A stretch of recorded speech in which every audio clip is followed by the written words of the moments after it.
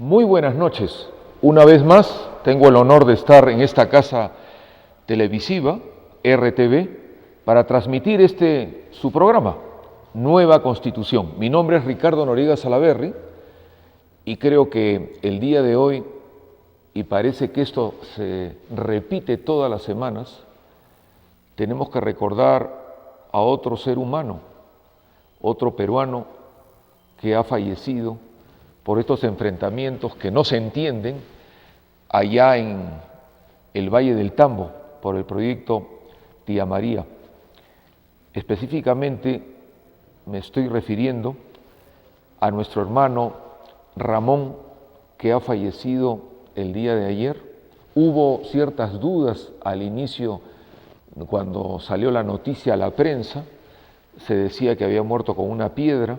Hoy día recibí una llamada justamente de un médico que ha intervenido en la autopsia y hay un informe médico oficial donde no hay vuelta que darle, según se dice, es un arma de fuego, un arma letal.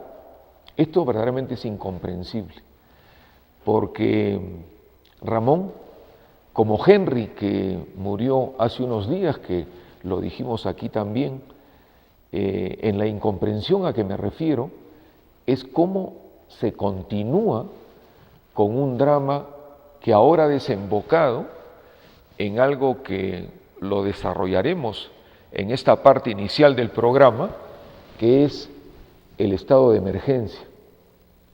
Como este programa se determina, y lo hago con el mayor espíritu positivo, nueva Constitución, porque creemos que la que nos rige es una Constitución totalmente injusta, poco peruana, poco patriótica, lo hemos dicho más de una vez, intentamos cambiarla, pero también he señalado, porque sería injusto no hacerlo, de que hay artículos muy importantes sobre los derechos fundamentales que a nadie se le ocurriría pretender cambiarlos. Justamente, cuando se habla de un estado de emergencia, es eclipsar esos derechos fundamentales. ¿Quién tiene la potestad de declarar un estado de emergencia? Es el presidente de la República, con su firma, vía un decreto supremo, por supuesto con la aprobación de su Consejo de Ministros y con cargo a dar cuenta al Congreso de la República. Este estado de emergencia, como máximo, tiene que ser por 60 días, y específicamente este levantamiento de las garantías constitucionales por estado de emergencia en la zona del proyecto Tía María es justamente por 60 días. Pero el presidente, con su Consejo de Ministros, con cargo a dar cuenta al Congreso de la República, tiene la potestad de postergarlo, y postergarlo sin ningún límite. Esto tuve la oportunidad de verlo en Cajamarca, cuando en mi calidad de abogado ad honorem de los campesinos que luchaban contra una serie de injusticias de la minera Yanacocha, que tampoco es el caso repetirlos en este programa porque ya lo hemos dicho, y si ustedes quieren ver mayores detalles, visiten nuestra página web www.despertarnacional.com. Ahí verán a lo que me refiero. Más de 21 años de injusticias en Cajamarca, con una minera llamada Yanacocha, cuyo dueño principal es Newmont, una empresa con sede en Estados Unidos, cuyo CEO, cuyo presidente es un norteamericano, Richard O'Brien, que nos verá a nosotros pues como hace 500 años. El segundo socio es Buenaventura, de un señor Roque Benavides, y el tercer socio, sorpresa para muchos, el Banco Mundial, que nos tiene siempre acogotados a los países en desarrollo. En Cajamarca, efectivamente, con la sucesión de hechos respecto a todas las manifestaciones por Conga no va, que a la larga Cajamarca ganó, la pregunta que yo siempre me hago y me hacía cuando me trasladé de Lima, mi ciudad, a vivir año y medio en Cajamarca para ejercer esta defensa, la pregunta que siempre me repito, ¿por qué? Y eso no denota lo que voy a transmitir, un sentido antiminero, ni menos subversivo, ni menos protestante per se, como se ha tratado de tipificar a mucha gente. Pero la pregunta que creo que nos hacemos como peruanos, patriotas, es por qué, después de 21 años y más de una minera tan importante como es Yanacocha, con Newmont, una de las principales exportadoras de oro del mundo, no solamente de América, ¿por qué Cajamarca sigue bajo estas condiciones de pobreza que está entre las regiones más pobres del Perú? Esa pregunta creo que también todo peruano y peruana tiene que hacerse. Pero no quiero despistarme del tema de fondo, que es el estado de emergencia. Siempre recuerdo que ya en la capital, vale decir la ciudad de Cajamarca, recibíamos la noticia infausta, penosa, dramática, como la que hablo de los muertos recientes Henry y Ramón, que el gobierno actual ya había a espada de otrora y ahora fusil y sangre destruido la vida de 4 ciudadanos en Celendín, que queda a 4 horas y media de Cajamarca, y Joselito en Mamamarca, otra provincia. Los ánimos estaban muy caldeados, exactamente lo que está viéndose ahora en el Valle del Tambo con el proyecto Tía María. En ese ambiente caldeado, yo recuerdo que en los ciclos que teníamos de información al público en general, nosotros nos autoconvocábamos ahí en la Plaza de Armas de Cajamarca, en la iglesia San Francisco, una iglesia muy grande que cobijaba a una gran cantidad de campesinos que venían de diferentes provincias. Un momento tuvimos como 2.500 campesinos que se les daba olla común y se les albergaba por gracia, yo digo divina, de los padres franciscanos. Un día el párroco, que en paz descanse, porque falleció luego de estos momentos turbulentos, él protegía la vida. Y tuvo la gentileza con todas las monjas y todos los sacerdotes, un domingo, invitarme a la casa parroquial y la invitación era para almorzar ese domingo. Yo era el único no sacerdote, el único laico que asistía a este almuerzo y para mí fue un honor. Y en el momento de hacer mi alocución de agradecimiento a este almuerzo sumamente fraternal, emotivo, porque vivíamos un momento muy difícil en Cajamarca con el tema Conganova, se me ocurrió preguntarle al párroco, ¿y ustedes por qué tratan así a la concepción de la vida, del medio ambiente, del agua pura, y por qué protegen tanto con riesgo de sus vidas? Porque a estos sacerdotes, inclusive la policía los atacó un día, que fue un recorrer todas las redes de internet. Esta noticia fue hasta el extranjero, porque se veía cómo a los sacerdotes con sotana en su misma parroquia, la policía díscola y malos peruanos, creo yo, los atacaron. Y el párroco me dio una respuesta muy clara, me dijo: doctor Noriega Salaverry, nosotros somos franciscanos, nacemos bajo la égida de San Francisco de Asís. San Francisco de Asís en la iglesia se le considera el santo poeta, le cantaba al río, a los manantiales, al agua pura, le cantaba a la vida, al ambiente positivo para el ser humano. Ahí aprendí lo que era ello, pero ¿dónde concatena mi relato con el estado de emergencia? Justamente yo estaba en las afueras de esta parroquia, frente a la Plaza de Armas de Cajamarca, dando una locución, pidiendo la calma, porque era el momento de pedir la calma. No soy violentista, ni mucho menos. Estaba analizando partes de la Constitución, trataba de ilustrar a la gran cantidad de hermanos y hermanas que me acompañaban, escuchándome, y en eso se me acercan 2 hermanos muy vinculados a mí en toda esta lucha a favor del campesino, y prácticamente uno de ellos me ha quitado el micro y el otro me ha empujado, me dijo: doctor, en estos momentos el presidente Humala acaba de declarar estado de emergencia en toda la región Cajamarca. Y bueno, yo dije, ¿y qué pasa? Bueno, yo conocía el peligro que se presentaba y ellos en forma prolija me sacaron, ya la gente se comenzó a pasar la voz del estado de emergencia y verdaderamente es eso, un estado de emergencia.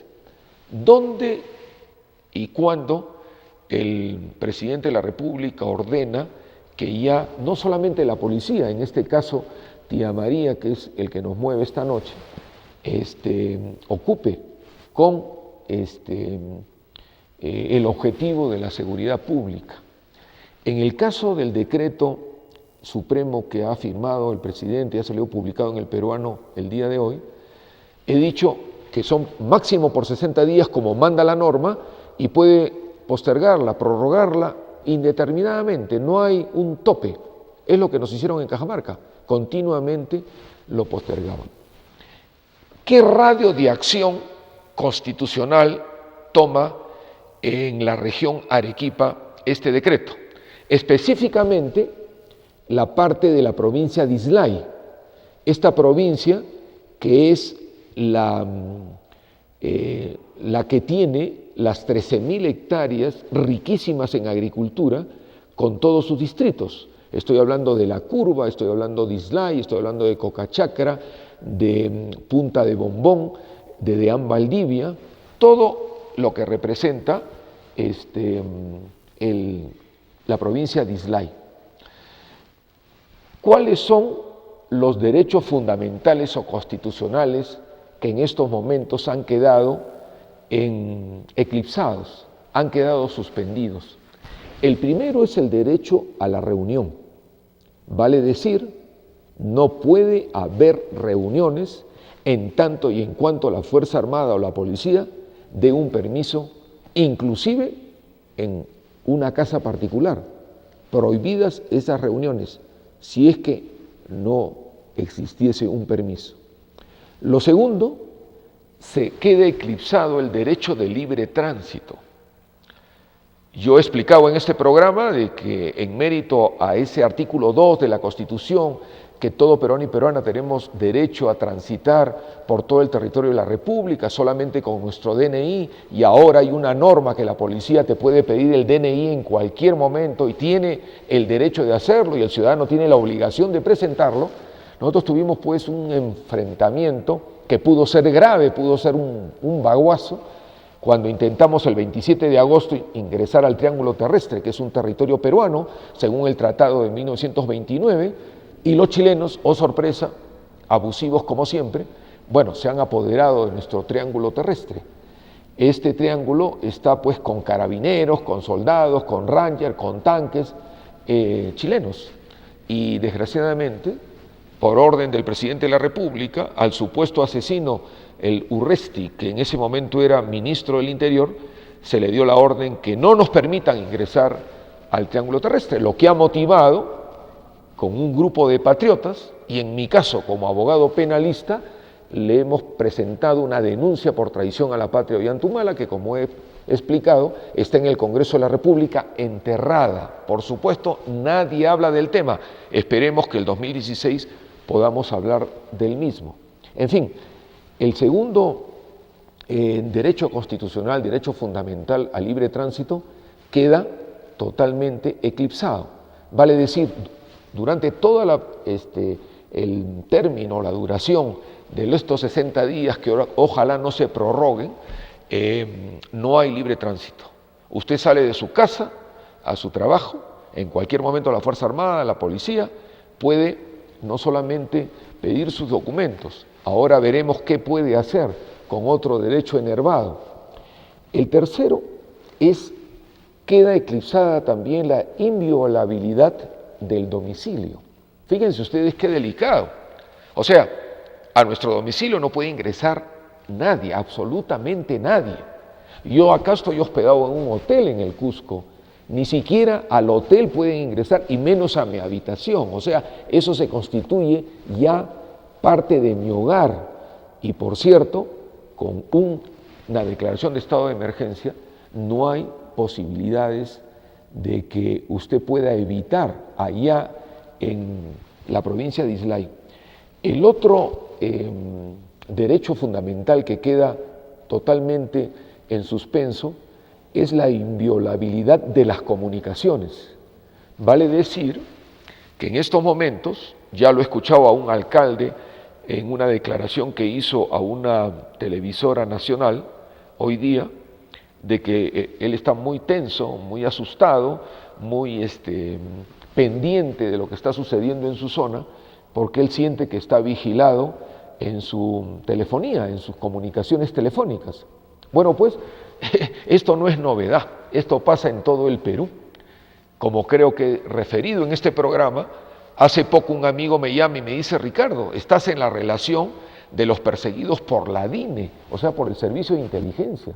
Oiga, eso es una aberración. La norma dice que el Servicio de Inteligencia está para defender la democracia y para defendernos de cualquier peligro que pueda tener la nación como tal o la república en su democracia, en su esencia. ¿Qué peligro podemos ser los ciudadanos como el que habla para esos dos grandes normas tan importantes como es la democracia y la seguridad nacional? En fin, digo que no es una novedad, pero ahora todas las comunicaciones pueden salir libremente y ya no hay necesidad de que la reserva se mantenga. El otro derecho que queda totalmente eclipsado, además del que me he referido, el primero al libre tránsito, el segundo a lo que significa la inviolabilidad del domicilio, la inviolabilidad de las comunicaciones, está en el derecho que tenemos todos los ciudadanos, donde no haya estado de emergencia, a que solamente a usted se le puede detener con una orden de un juez competente. Acá, con el estado de emergencia, ha quedado eclipsado ello. Entonces, fíjense lo delicado. Llega un momento en que un soldado que no tiene ningún tipo de capacidad ni experiencia respecto a la seguridad ciudadana, al contrario, se ponen, y eso lo veía yo en el estado de emergencia en Cajamarca, donde se vivió momentos de mucha tensión. Oiga, salíamos del hospedaje donde yo me encontraba y eran soldados muy jovencitos, proscriptos que estaban recién iniciándose en la vida militar, con un nerviosismo total de tener un arma de guerra en ese momento lista para poderla utilizar, y más de un tiro se le sale por la inexperiencia propia del individuo, que es totalmente profano no solamente digo en el tema de utilizar un arma, sino mucho más profano en todo lo que es un escenario de una ciudad donde hay protestas naturales, donde la gente está sumamente tensa, el soldado está preparado para un escenario de guerra contra un enemigo justamente en un campo de batalla o en un enfrentamiento, pero no en una ciudad donde los ciudadanos transitamos. Todo esto está originado porque, la verdad, podamos estar de acuerdo con el proyecto Tía María o no podamos estar de acuerdo, pero nada justifica 4 muertos ya. La vez pasada me llegó una información que entre el gobierno de Alan García y el gobierno de Ollanta suman 256 víctimas mortales solamente por conflictos sociales. Ojo, 252 fallecidos en conflictos sociales por estos dos gobiernos. Es algo increíble. Estamos sumando 9 años con 252 víctimas mortales. Es un escenario tremendamente grande. Esto lo quiero concatenar antes de entrar a la segunda parte del tema con lo que ya anuncié la semana pasada. El próximo 5 de junio se recuerda una fecha fatídica en la República, el Baguazo, donde murieron 33 hermanos, tanto de los pueblos originarios Huampís, Aguajún, como también nuestros hermanos policías, porque hay que ponerlos a todos en la misma condición de peruanos, seres humanos que murieron por una incomprensión y yo diría más que ello, una incapacidad total del Estado. Pero amén de ello, hay un mayor llamado Felipe Bazán que está desaparecido, no se sabe dónde está. Han pasado 6 años que se cumplen el próximo 5 de junio y ya todo el mundo, por lógica elemental, dice, bueno, es imposible que se le encuentre. Entonces, ¿por qué refiero ello? Porque los que puedan estar con nosotros, vamos a estar allá en Bagua, los líderes selváticos que son hermanos que están totalmente desvinculados en forma totalmente injusta a la República. Yo creo que tenemos costa, sierra, tanto norte, sur, etcétera, integrados de una forma u otra. Pero si nos ponemos a pensar en toda esta región de la selva, que en la geografía es la extensión mayor de la República, hablando de territorio, están totalmente abandonados. Ellos se quejan, pongamos, de una contaminación petrolera infame, tremenda, y ¿en qué va a constar esta convocatoria del día 5 de junio en Utcubamba, Bagua Grande, región Amazonas? Justamente donde se llevó a cabo este escenario macabro de la muerte injusta de 33 hermanos y la desaparición de este mayor Felipe Bazán. Consta en lo siguiente: el párroco Casinaldo, así se llama el sacerdote, muy gentil, muy vinculado con los pueblos originarios, va a ofrecer una misa a partir de las 9 de la mañana, donde asistiremos. Luego va a intervenir en una serie de discursos con todos los líderes de la selva, están llegando de todas las regiones de la selva a esta convocatoria. Va a estar Santiago Manuí, que es uno de los líderes de esa zona, totalmente luchadores por sus pueblos. Él tiene expresiones que las estamos circulando por la red, que lo pueden ver en nuestra página web, totalmente de defensa, sin ningún, creo, ánimo politiquero, ni mucho menos. Es defensa de sus raíces. La defensa, pongamos, de lo que hemos mencionado acá, que es la consulta previa, que es un acuerdo con la Organización Internacional de Trabajo, que representa, como su nombre indica, o representaría para el profano en la materia, que se le consulta, en este caso, a los amazónicos si quieren esta explotación petrolera. Ellos dicen no, no queremos porque todo es negro, todo es petróleo, se nos van nuestros animales, no tenemos posibilidad de la caza, de la pesca, del medio ambiente, metales pesados en el ambiente. Dicen no, pero bueno, la ley la han trastocado, la han tergiversado de tal manera mañosa, totalmente artera en contra de estos pueblos originarios, que como una vez más he explicado en este programa, la consulta dice el pueblo no, pero ¿quién decide? El Estado decide, y ya sabemos lo que va a decidir el Estado, totalmente ilógico. Nuestro cambio de constitución pretende que la consulta previa sea vinculante. El pueblo dice no, es no, el pueblo dice sí, es sí. ¿Cómo puede intervenir un ente como el Estado con intereses, a veces, digo entre comillas, intereses personales, de contubernio entre funcionarios corruptos con transnacionales en detrimento de esos pueblos originarios que quieren vida? En fin, lo de Bagua, repito, se comenzará con la misa, una serie de líderes harán uso de la palabra, han tenido la gentileza de invitarme a mí para hablar del proyecto de nueva constitución que lo hemos presentado a la OMPE y ya lo tenemos aprobado. Busca lo que más de una vez he dicho acá, esa defensa del desposeído, del marginado, eliminar el capítulo económico tan maligno de la actual Constitución que nos lleva a ser unos maníacos exportadores de materias primas per se, ¿no? Y solamente somos víctimas del extractivismo sin pensar en una industria, etcétera, etcétera. Y me han pedido que comience las denuncias internacionales contra los que resulten responsables del famoso baguazo. El primer responsable, Alan García, que fue en ese momento el presidente de la República, y veremos cómo se desarrollan los intrínculos judiciales que voy a tener que abocarme para que esto no quede impune. Han pasado 6 años y no hay un solo responsable del baguazo. Esto internacionalmente, sobre todo en Europa, me dicen, oiga doctor, ¿y cómo es esto? ¿Quiénes son los responsables? Luego terminaremos con un almuerzo que los líderes de la zona gentilmente nos invitan, y por cierto, una multitudinaria marcha por la Curva del Diablo, escenario de esta matanza entre hermanos totalmente injusta, que creo que va a tener gran repercusión. Hablaba de Bagua, pero el tema era concreto, el tema del proyecto Tía María.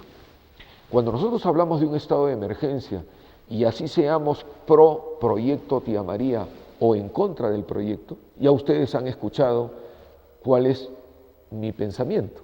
El pensamiento es muy claro, no a la violencia, pero sí a la vida.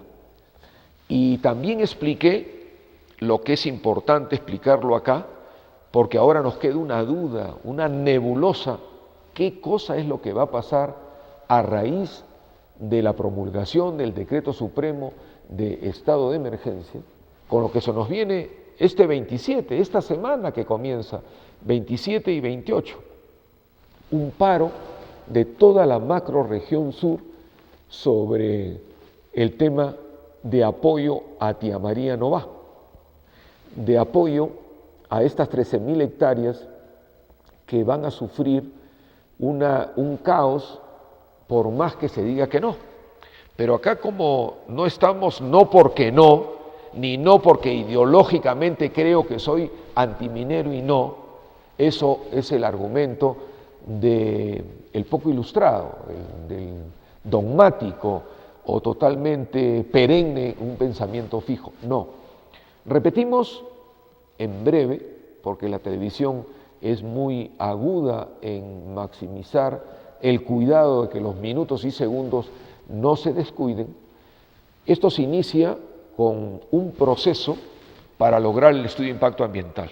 Yo fui testigo de excepción, estoy hablando hace 5 años, yo estaba en la zona defendiendo ahí a los campesinos por una serie de abusos, y los talleres informativos, que son la primera etapa para el estudio de impacto ambiental, la gente decía, no, pero si yo acá tengo mi arroz, tengo mi choclo, tengo mi tomate, vienen los bolivianos y me compran esta mercadería, yo abastezco Arequipa, mis productos se van hasta Lima, esto es vida, esta agricultura de este rico valle del Tambo, lo tengo de mis abuelos, mis tatarabuelos, y se llama el Tambo porque efectivamente en la época incaica era un tambo donde tan rica es la tierra que produce maravillas. Entonces, ¿qué pasaba con los talleres informativos? A la gente se le convocaba, iba el representante del Ministerio de Energía y Minas, el representante de Southern Copper Corporation, que ahora son unos mexicanos, que justamente esta semana hemos recibido pues una serie de noticias que no parecen tener un currículum vitae, sino un prontuario. Han sido enjuiciados en diferentes partes del mundo. Este Grupo México, como yo he dicho, lo conduce un individuo que le dicen el invisible. Yo he estado varias veces en México, usted pregunta quién es el invisible, nadie lo ve porque es un invisible. Y es uno de los hombres más ricos, no solamente de América, de México, del mundo. Y bueno, nosotros decimos con mucho de nuestros minerales. Antes la propietaria de Sauder era Azarco, una minera norteamericana, también con una serie de juicios por genocidios en una serie de países, por producto de la explotación minera. En fin, todo esto llevó a que la gente, repito, en los talleres informativos decían, no queremos mina. Casualmente el objetivo del taller informativo es no solamente informar, sino que la autoridad que regenta, que fiscaliza, que establece la norma respecto a si un proyecto va o no va, que es el Ministerio de Energía y Minas, que designa un burócrata para que ausculte y vea, no se percataba, no quería percatarse, no quería hacer los informes. Vaya usted a saber Dios mío, ¿cuál era el motivo? Conclusión, los talleres informativos, la gente decía no, pero el ministerio decía sí, la gente no hay ningún problema. Exactamente lo que yo veía con el proyecto Sullivan Shawindo, a 4 horas y media de Cajamarca, en la zona que se llama el Valle de Condebamba, donde Bolívar, cuando era libertador, llegó y dijo: esto no debe llamarse Condebamba, debe llamarse Gloriabamba, por la rica producción agrícola. Yo, como he dicho en este programa, veo un gran símil entre el Valle de Condebamba y el Valle del Tambo, en Arequipa, uno en Cajamarca, otro en Arequipa, porque son riquísimos. Y el trauma, el gran problema que tiene el Valle de Condebamba es una minera canadiense llamada Sullivan Shawindo, cuyo gerente es un peruano, colega abogado también, que lo he criticado mucho. Ya mató a la señora Juana porque vino un alud con gran cantidad de piedras, no tomaron las precauciones, mataron a esta señora, dejaron en la indigencia a 8 criaturas que eran sus hijos, con su esposo con una chacra destrozada. Me llamaron el día de ayer que había un nuevo enfrentamiento entre la policía y los campesinos, la gente que me toca defender, que no quieren que le destruyan su valle.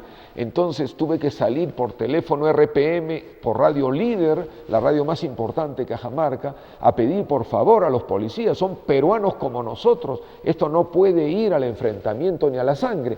Felizmente se salvó el momento. Decía de que el colofón que finiquinita la instancia normativa de los talleres informativos se da en la audiencia pública. La audiencia pública ya es una convocatoria mayor, donde van de todas las zonas, de todos los distritos, caseríos y recovecos donde se supone que va a impactar la mina, y se convoca a ¿qué pasaba? ¿Cómo ha sido esto allá por el proyecto Tía María? Lo mismo que vi en Cajamarca.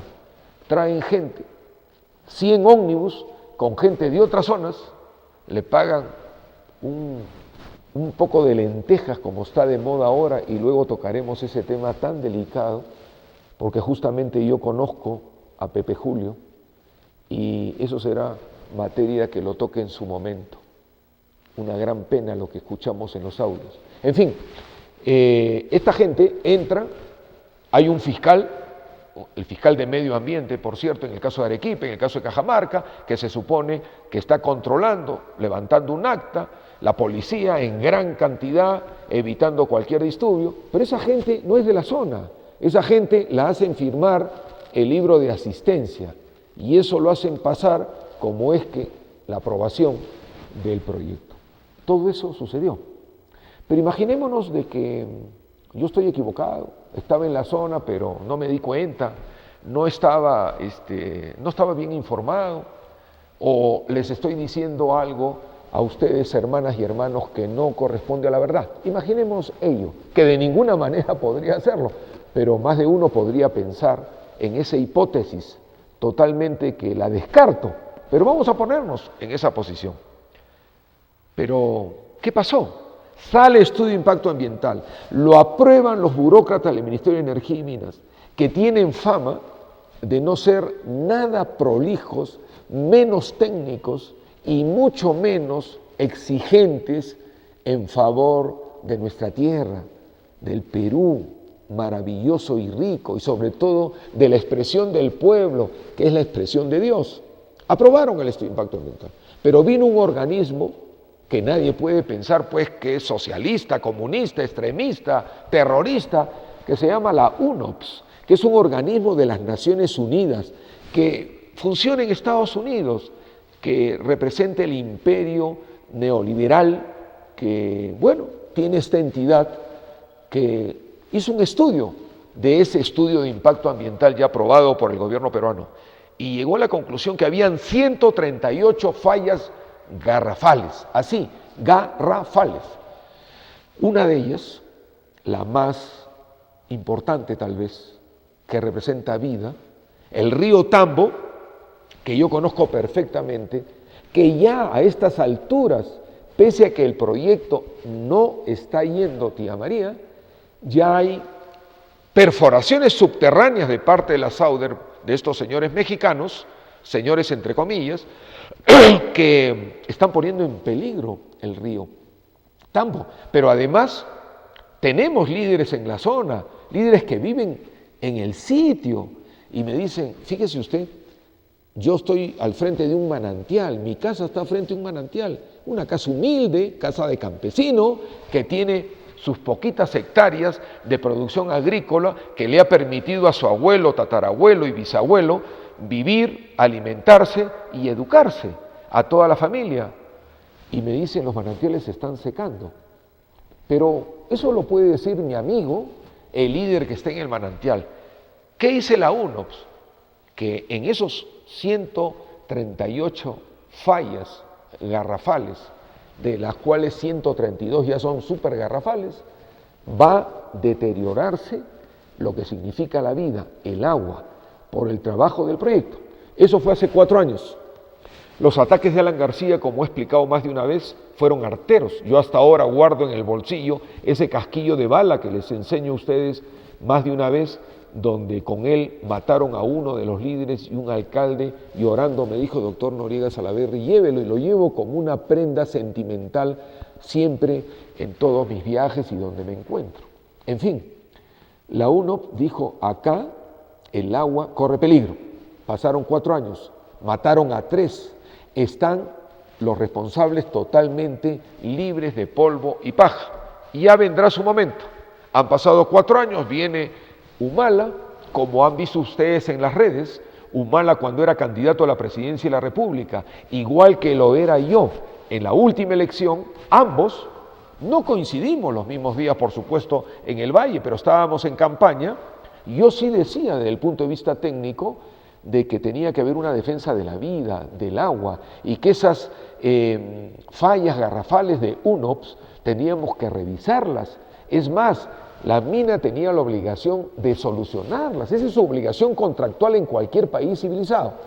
Bueno, pues ustedes han visto en las redes que ahora está corriendo, Humala fue, bueno, porque es menos técnico, es el presidente de la República, es profano en muchas materias, sobre todo en esta.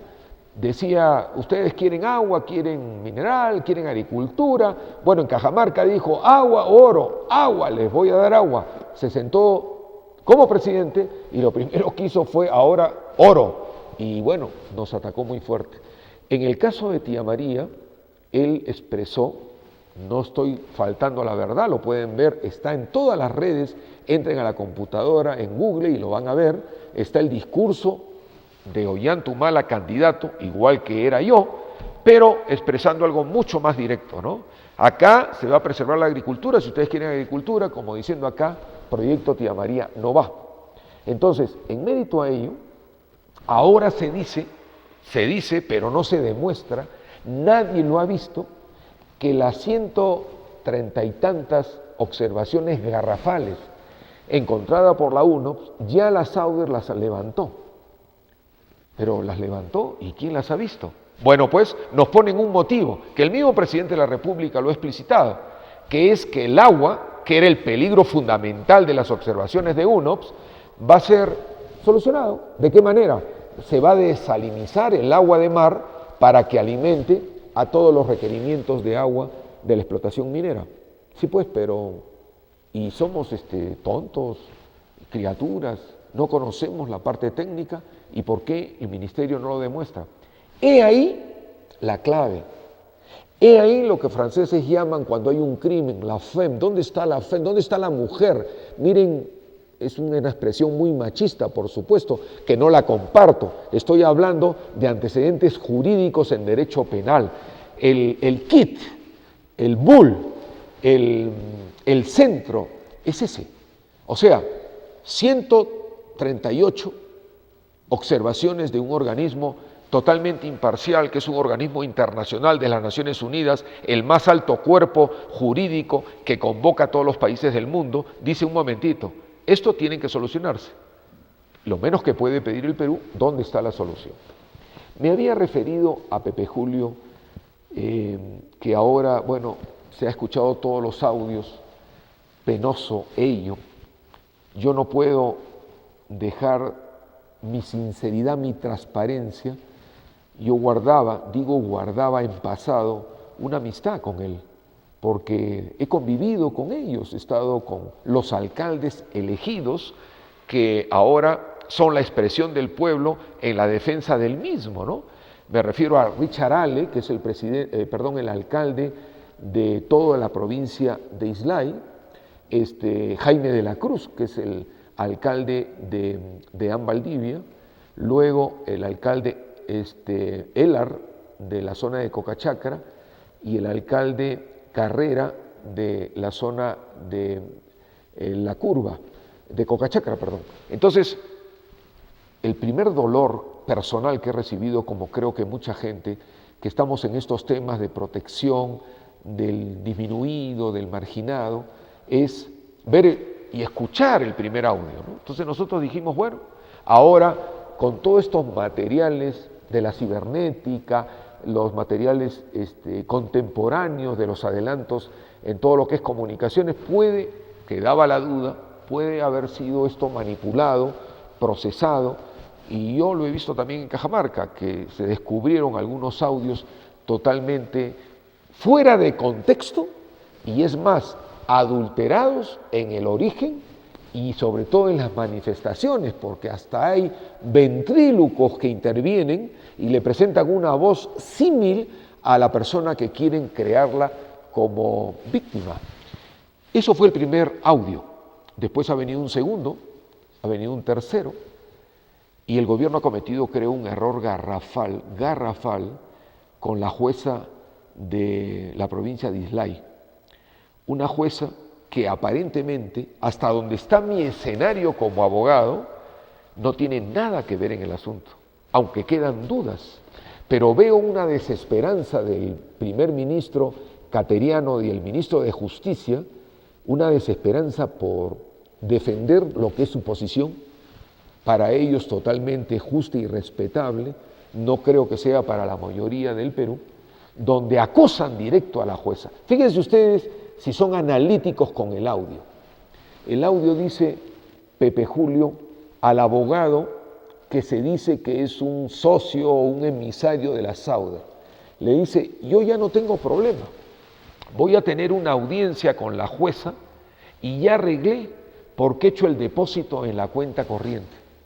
Inmediatamente el primer ministro, que se supone debe esperar por lo menos unos minutos o unas horas para que se esclarezca el sentido del audio, ojo, el sentido del audio, sale, yo lo he escuchado esta semana, una acusación frontal contra una jueza. Oiga, esto es un enfrentamiento de poderes, el poder judicial es respetado, respetable en una democracia.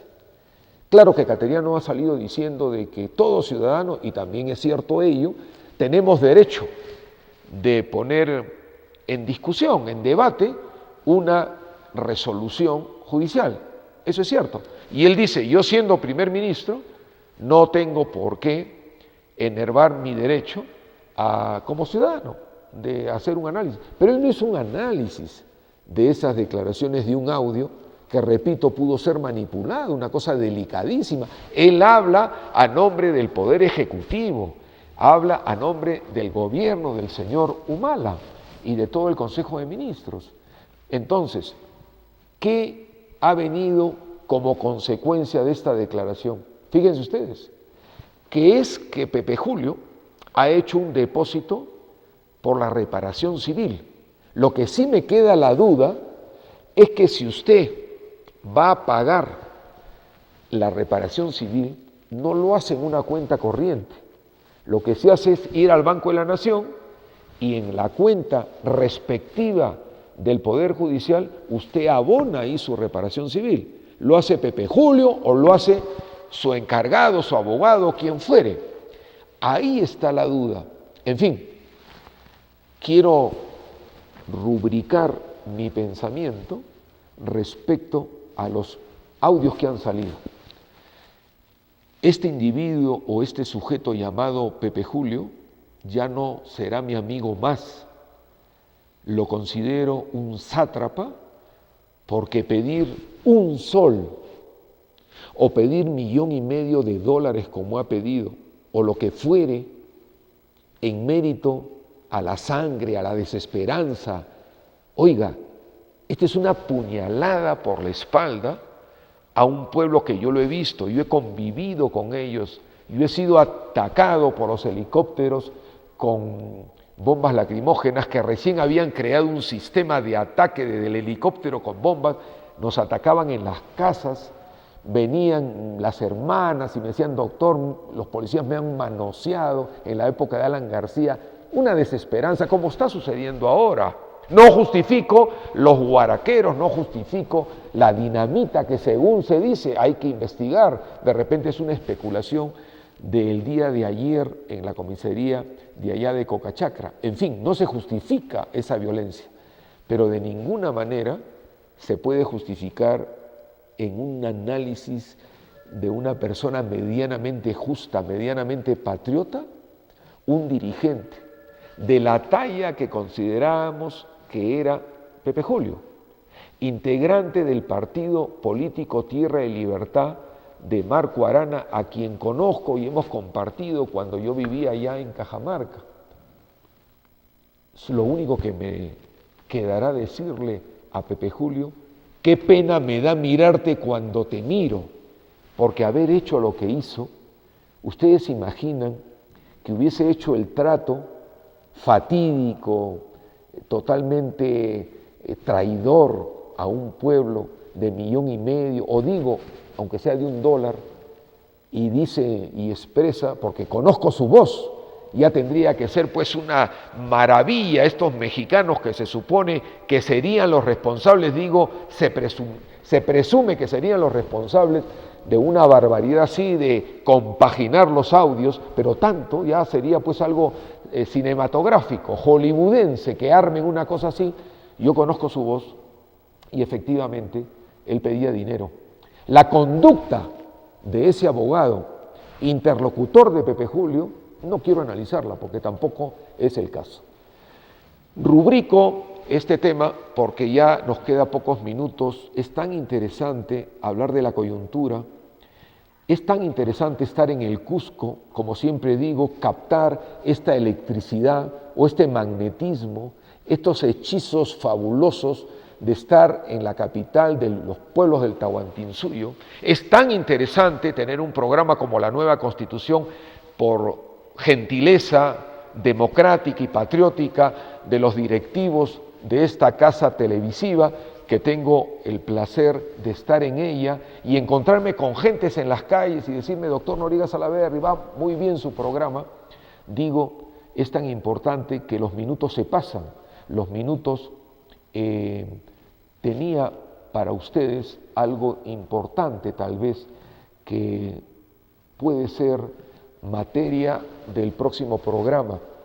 Me refiero, y les voy a dar un adelanto de lo que será la materia del próximo programa, que es el artículo 2 de la Constitución, en su inciso 17. Todo ciudadano en el Perú tenemos derecho a intervenir en la vida política, la vida social, la vida económica y la vida cultural del Perú. Y la próxima semana les voy a traer la ley de partidos políticos y voy a desenmascarar de tal forma, desde el punto de vista constitucional, que eso no se respete en absoluto y que hay acá un complot per se de minorías interesadas el que el pueblo no eclosione a tener un protagonismo en la vida política sobre todo. ¿Y qué diríamos de la económica? Ese es otro tema que nos tocará. De repente el próximo programa no nos va a dar tiempo para solamente hablar de lo político, y lo económico lo podemos hablar en el subsiguiente. Yo quiero rubricar este programa para que desde el punto de vista constitucional se está cumpliendo con la ley. El presidente Humala está cumpliendo con la norma. Cada uno tendrá, como el que habla también, su raciocinio para llegar a conclusiones si se está haciendo lo mejor o no se está echando gasolina sobre el incendio. ¿Dónde está la sagacidad, la capacidad, sobre todo la capacidad operativa del Estado para frustrar tanta violencia, tanta desesperanza. 4 muertos. ¿Qué va a pasar este 27 y 28? Que toda la macrorregión sur se supone va a paralizar en contra de este proyecto. Ya se está hablando de un paro indefinido general en todo el país y se está concatenando en unas entrevistas telefónicas que me han hecho de diferentes zonas lo que yo vengo defendiendo, y no es subversión, es el artículo 46 de la Constitución que nos da derecho a la insurgencia, una insurgencia pacífica. Entonces, de repente estamos camino a ello.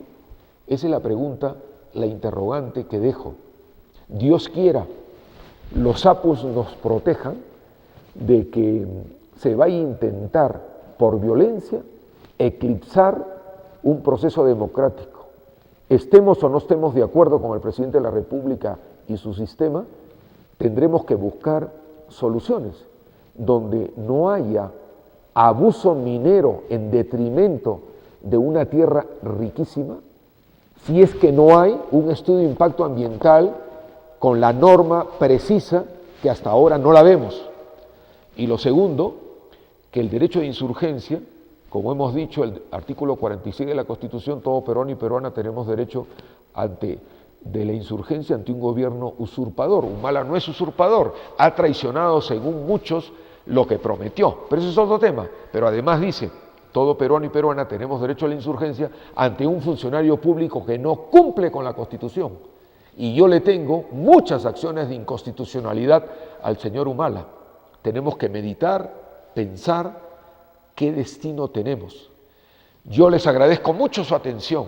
Ha sido nuevamente un honor estar en este programa de la nueva Constitución, en esta gentil casa televisora que nos cobija. Yo me despido, que sea una semana no solamente de raciocinio, sino de fe por el Perú, sin violencia, sin abusos de una u otra parte. Hasta la próxima semana, que Dios los acompañe. Buenas noches.